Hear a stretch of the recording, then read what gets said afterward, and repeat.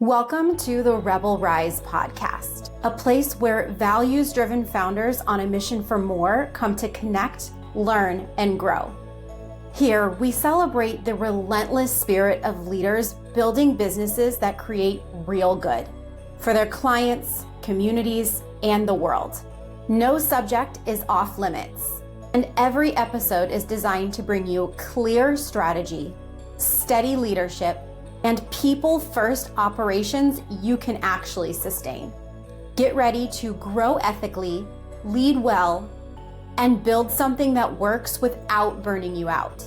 Your impact journey begins right here. Let's go.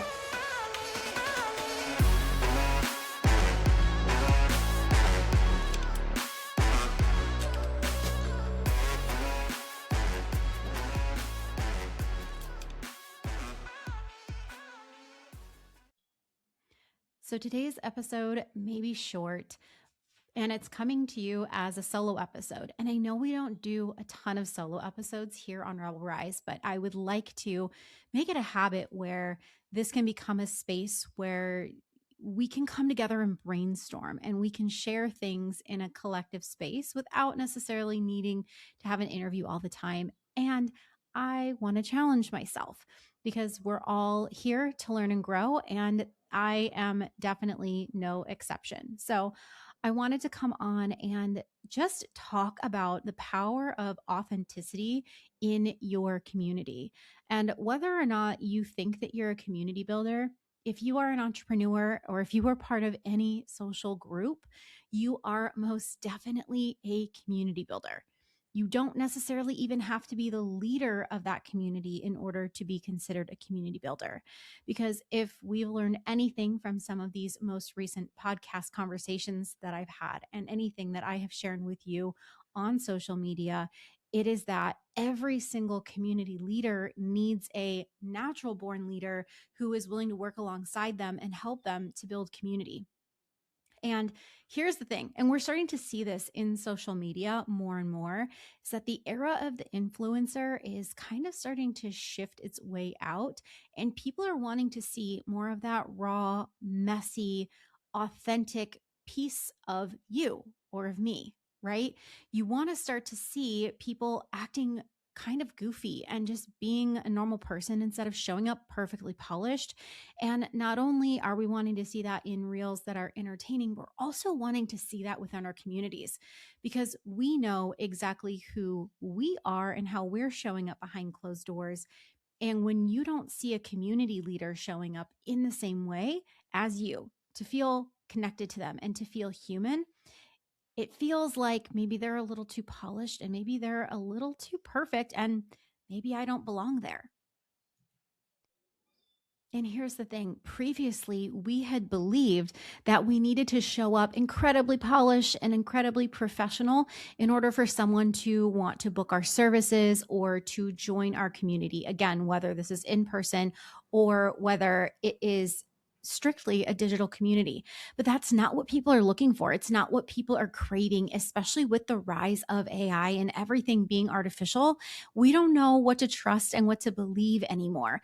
So it's actually much more refreshing to see us as community leaders show up messy, to make mistakes, to be authentic, to not be perfectly coiffed, to show up in a baggy old hoodie on a chilly day, and just to be yourself. And here's the thing about showing up authentically. It really should not take practice for us to realize how we can show up like the person that we really are.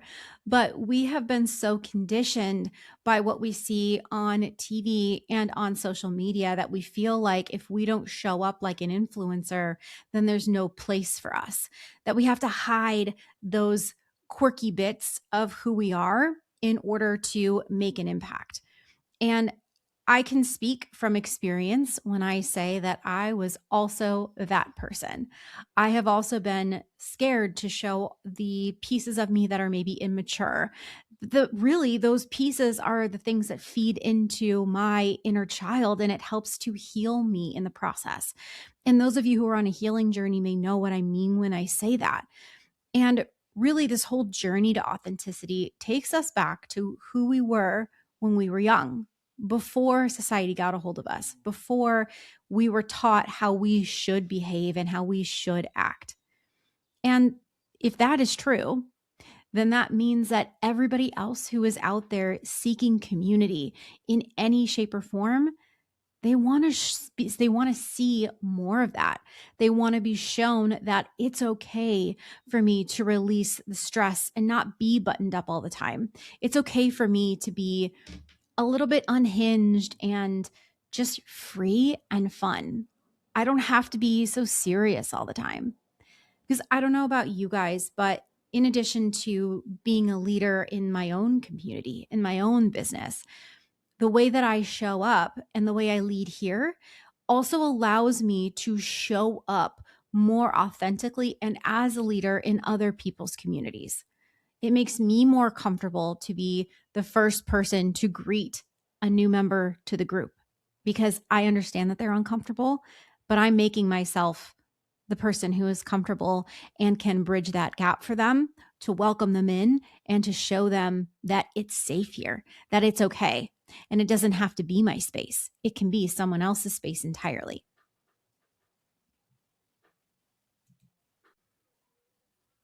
And I want to go really heavy on the fact that it is okay to be messy, to be unpolished, and to make mistakes. And this goes for anything in life. We are tired of seeing people who are completely perfect and have everything figured out.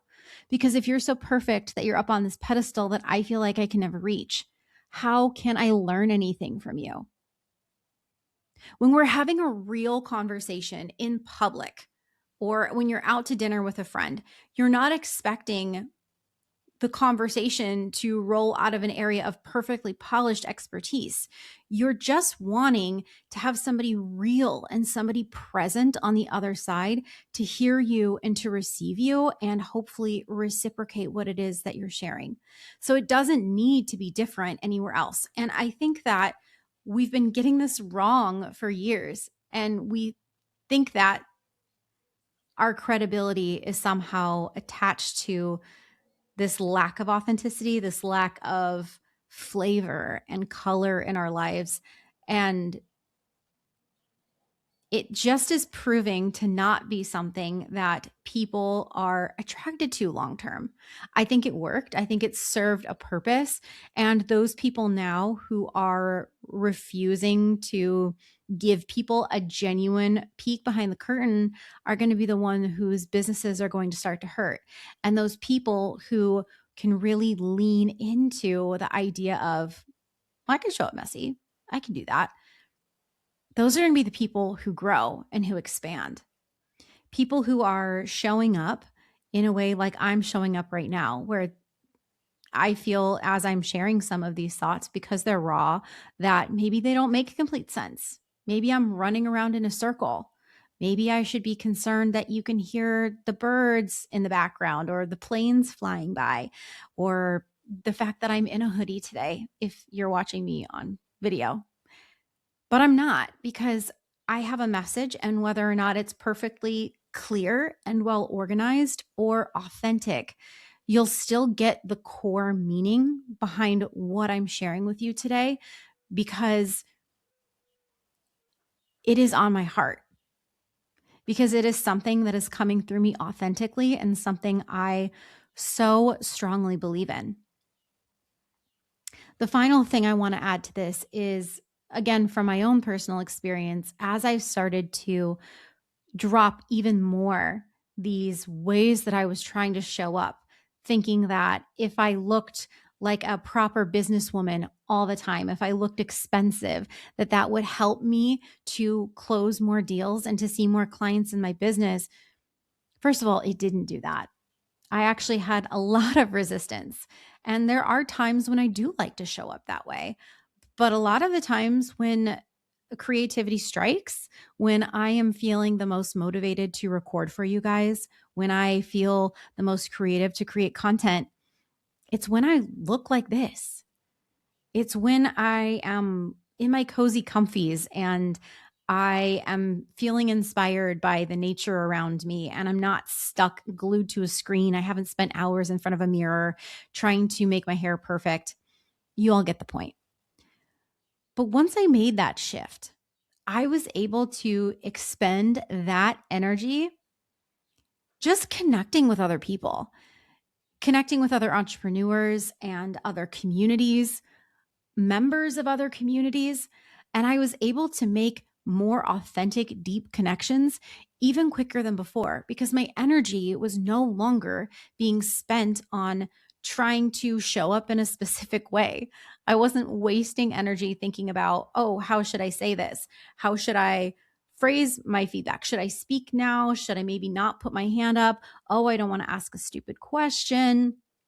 Does my hair look like everybody else's right now? Does it look a little too frizzy? So many things about not showing up as who we genuinely are drain our energy, and it deeply affects the way that we build relationships, the way that we build community, and most importantly, the way that we show up for ourselves, for our business, and for other people. So if you're somebody who's listening to this and you're feeling like this is a space you want to explore, if you're ready and you're not sure how to dip your first toe into the pool of authenticity when you're showing up online or in any sort of public forum, I just want to encourage you to start playing more when you're at home alone or with your family, because that's already where you're the most authentic. But can you even broaden that a bit? Can you relax into who you are and be a little goofy? Can you relax into saying those funny phrases that we all know we say when nobody else is around? How can you start to relax in and get used to who you are, who you've always been again? Because as you can start to do that in those small doses in places that already feel safe and comfortable, you'll be able to start to expand that into other areas. Maybe the next step is doing so in an online forum, in an online community. And then maybe you finally take that into a public community where you're already familiar, where you already know people, because that gives you the most permission to start to expand. And then from there, it becomes a learned behavior. It becomes unconscious competence all over again. And then you don't have to worry about curating yourself based on the room that you're in. So these are just some of my wild thoughts here today. I hope that this resonated. If you have questions, if you want to ask me anything or just chat about what it's been like for me or where you're at right now, I would love to connect on that. So feel free to send me a message on Instagram. That is where I live. And I would love to hear what this journey has been like for you, if you're already on this journey or as you're starting it. Because the truth is that no one is perfect and we don't need to be. And if we've learned anything, it is that perfection is not actually something that we desire. So get out there, be yourself, and let everything else fall in line behind it.